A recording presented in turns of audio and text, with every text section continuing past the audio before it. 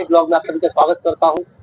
तो कहीं ना कहीं आप देखते होंगे कई सारे ऐसे बड़े दिग्गज नेता हैं जो राज्य सरकार में, केंद्र सरकार में भी सर्विस दे रहे हैं, जो कहीं ना कहीं छात्र राजनीति से उभर के आए हैं। तो छात्र राजनीति का एक युवाओं के लिए, एक देश के लिए, उसकी प्रगति के लिए कितना महत्व है, उसके बारे में आज हम डिस्कस करेंगे। हमारे मित्र तथा युवा साथी अभय यादव जी हमारे साथ में हैं, जो समाजवादी पार्टी से प्रदेश सचिव भी रहे हैं, छात्र सभा के अभी वर्तमान में भी प्रदेश सचिव हैं। साथ ही साथ छात्र राजनीति बड़ी सक्रिय है और किस तरीके की राजनीति में, छात्र राजनीति में क्या क्या इंपॉर्टेंट होता है, किस तरीके से होती है, इसके बारे में हम डिस्कस करेंगे आज इनके साथ में। तो अभय भाई बहुत बहुत धन्यवाद, आपने समय दिया हमें। हमारा इंटरव्यू थोड़ा सा खुला खुला रहता है, इसमें अनफिल्टर्ड होता है। मैं आपको एक बात बताऊं, इसमें हम नहीं कुछ भी छुपाते, तो आप जो चाहिए जो भी आप अपने स्पष्ट से बोलेंगे। जी बिल्कुल सर। तो बहुत धन्यवाद फिर दोबारा आपका। आपको बहुत थोड़ा सा अपने बारे में भी दर्शकों को हमारे बताएं जरा। मेरा नाम अभय यादव है, मैं समाजवादी छात्र सभा का निवर्तमान प्रदेश सचिव हूँ और आगरा जिले में, पूरे प्रदेश में समाजवादी छात्र सभा का कहीं भी प्रोग्राम होता है वहाँ हम लोग हमेशा सक्रिय रहते हैं और पार्टी की जो भी नीतियाँ होती हैं, पार्टी के जो भी कार्यक्रम होते हैं उनमें हम लोग हमेशा सक्रिय रहते हैं और जो भी छात्रों तक अपनी बात पहुंचानी होती है हमेशा हम लोग अपनी छात्रों तक अपनी आवाज को पहुंचाने का कार्य करते रहते हैं। तो अबे भाई अब हम थोड़ा सा पार्टी को साइड में रख देते हैं। साइड में मतलब पार्टी इज मस्ट इम्पोर्टेंट है, पर क्योंकि हम छात्र राजनीति के बारे में बात करें, स्टूडेंट पॉलिटिक्स के बारे में, कहीं ना कहीं ऐसा होगा अगर मैं आपकी पार्टी को प्रमोट करूंगा तो हो सकता है कोई इसमें कमेंट भी कर दे, बोला नहीं तुम खाली एजेंट हो। तो इस तरीके का नहीं होना चाहिए। तो केवल हम छात्र राजनीति की बात करेंगे। तो आपने अपनी राजनीति कब स्टार्ट की थी, थोड़ा सा उसके बारे में? मैंने अपनी राजनीति 2011 में, मैं छात्र राजनीति में सबसे पहले में आया था। 2011 में मैंने पार्टिसिपेट किया था, सबसे पहला डेब्यू था वो। उसके बाद मैंने आगरा विश्वविद्यालय में जो हमारे हमसे सीनियर रहे, जिलाध्यक्ष रहे थे स्वर्गीय आलोक यादव, उनका हमारे लाइफ में बहुत बड़ा योगदान रहा है। तो कहीं ना कहीं हमने उनसे चीजों को सीखा है, बड़ी बारीकियों से, सटीकता से जो भी सीखने को मिला है।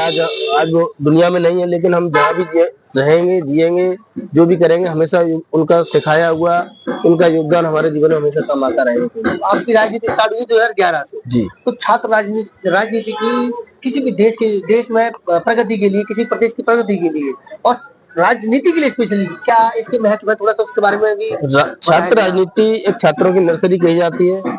छात्र राजनीति से ही देश को बड़े बड़े नेता मिलते हैं और एक मैं सबसे बड़ा एग्जांपल बताऊं आपको, छात्र राजनीति ने देश को बड़े बड़े बदमाश भी दिए हैं और बहुत अच्छे अच्छे नेता भी दिए हैं। तो छात्र राजनीति का बहुत बड़ा देश में कहीं ना कहीं योगदान रहा है और देश की प्रगति के लिए भी। आज देखो प्रेजेंट में हम बात करेंगे, जवाहरलाल नेहरू विश्वविद्यालय में आज जो कैबिनेट सेंट्रल में जो मिनिस्टर है, एक केंद्रीय मंत्री जयशंकर जी हैं और एक वित्त मंत्री हैं उनका निर्मला सीतारमण जी, वो भी कहीं ना कहीं छात्र राजनीति से ही है। और एक छात्र राजनीति का एक और मैं हिस्ट्री बताना चाहूंगा।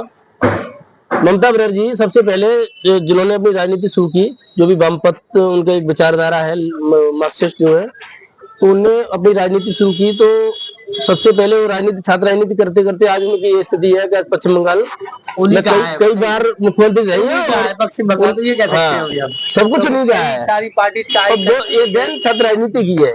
छात्र राजनीति शायद नहीं होती तो शायद उन्हें इतना बड़ा सीखने को नहीं मिलता। नहीं, एग्जैक्टली आपकी बात से मैं सहमत हूँ। तो छात्र राजनीति का बहुत बड़ा योगदान है एक अच्छे नेता बनाने में, लोगों तक अपनी बात पहुंचाने में। उसके अलावा और क्या इसके मतलब किस तरीके की राजनीति होनी चाहिए? कहीं ना कहीं राजनीति का नाम देते हैं तो एक चीजें खराब हो जाती है, तो क्या होना चाहिए इसके बारे में? छात्र राजनीति वह राजनीति होती है जिसमें ना तो छात्रों के बीच में कोई जात बरादरी होती है, छात्र होता है, छात्र की कोई जात बरादरी नहीं होती है।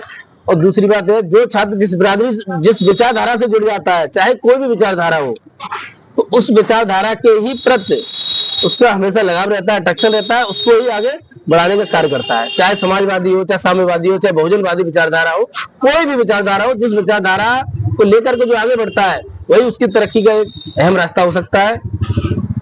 मैं यही कहना चाहूंगा।